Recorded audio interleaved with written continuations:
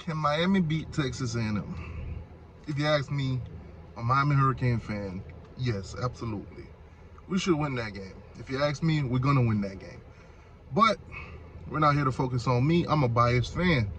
But I did watch a few segments on, Miami versus Texas A&M. I've been watching them here and there. I've been watching all the experts and, the guys with the credentials and the guys that got a lot of followings, the guys that cover college football all the time. They crunch the numbers, those kind of guys. And none of them is favoring Miami to win this game. As you guys can see by the thumbnail now, this is a home game for us, but Vegas has it that Texas A&M is a 4.5-point favorite. Comparing the teams, talent-wise, composite-wise, Texas A&M is a lot more talented. As you guys know, a few years back, or like 2 years back, they had the #1 class in the country, the #1 class ever. They still do hold that record as of right now. They edged out Alabama. So a lot of 5 stars, one to be notable. You guys pretty, what's the word? You're pretty knowledgeable about the kid, the defensive tackle, Shamar Stewart, end up going to Texas A&M, choosing them over Miami. Crystal ball first year coming in. Couldn't quite convince him to stay. A lot of chitter chatter about, Coach Mo, the guy that was his caretaker, whatever you want to call him. Yeah, so defensive wise, they're saying Texas A&M, might be a little bit more, I want to say, talented than Miami. Offensive wise, they're saying that, passing wise, the questions are, can Miami, pass the ball on Texas A&M? Obviously, Texas A&M did a phenomenal job against New Mexico State or whoever that is they played in week 1. Really wasn't nobody, so it's hard to kind of measure out Texas A&M based off week 1. Now Miami did play a more, I want to say, polished opponent other than Texas A&M did in Miami of Ohio. Obviously Miami won that game 38-3, so we kind of seen 4 different running backs share the ball and had very much success doing so. Tyler Van Dyke also threw like I think it was like 17 for 23, 201 yards, 1 touchdown, 1 interception. Kind of floated that interception, but that's neither here nor there. Connor, on the other hand, is Texas A&M's quarterback. He only threw 0 interception with 5 touchdowns, but keep in mind that's New Mexico State they played, so it's kind of hard to judge. But if Miami can run the ball successfully like they did in the game against New Mexico, Miami of Ohio, then Miami might have an edge in this game on the offensive side, as long as they could get passes here and there on that Texas A&M secondary.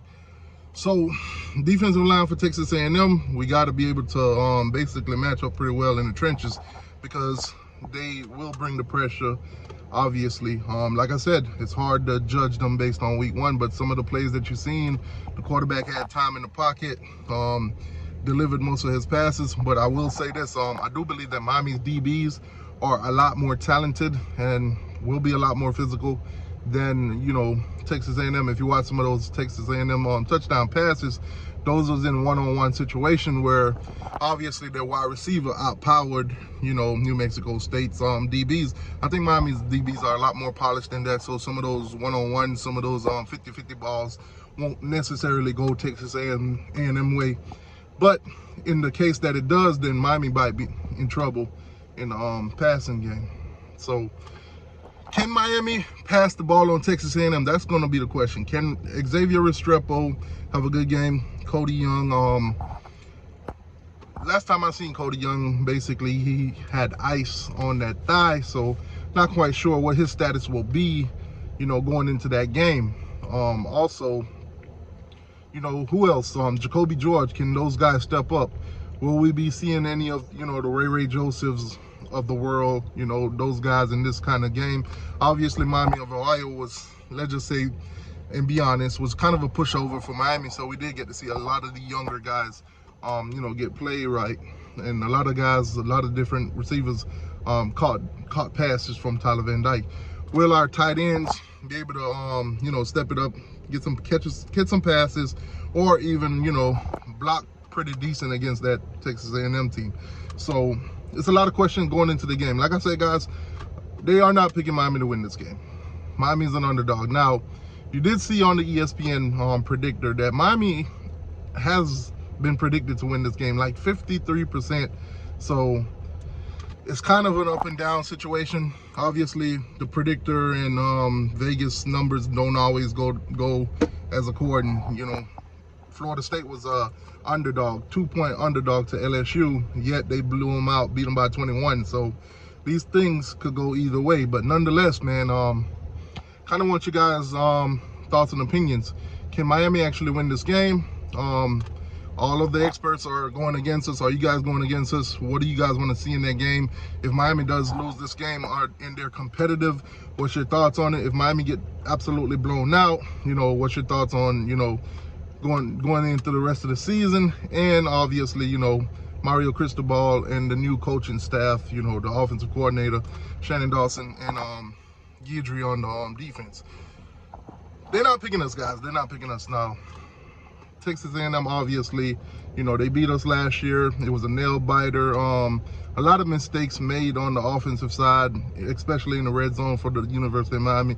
A lot of boneheaded penalties and everything like that.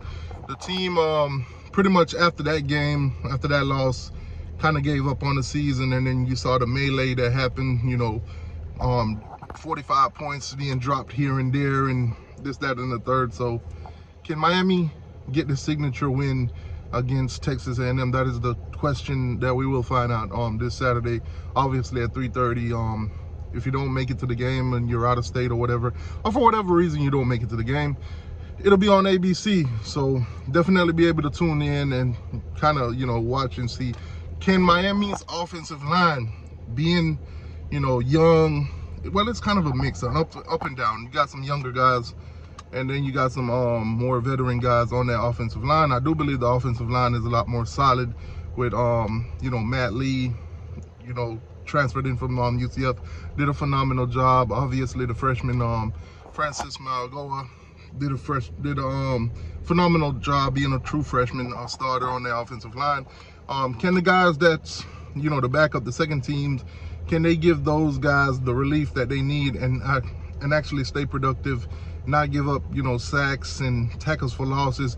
Can they open up the gap? Can they open up, you know, holes for the running backs to eat? Because I do believe if Miami can get the run game going and, you know, could push it, get push on the line, I do believe that it gives us a better chance to beat Texas A&M. We're not the favorite, we're underdogs, but I do believe the run game will be basically the key for Miami to win this game. Develop the run game. That way we could develop the pass. Pass is, in this case, not our strength, but the run, we're going to have to rely heavily on the run game. Anyways, guys, get in the comment section. Tell me what you think. Miami's not favorite. Miami's not being picked by nobody. Is Miami going to shock the world and beat Texas A&M at home at Hard Rock? Like, share, subscribe. T2I, I'm out.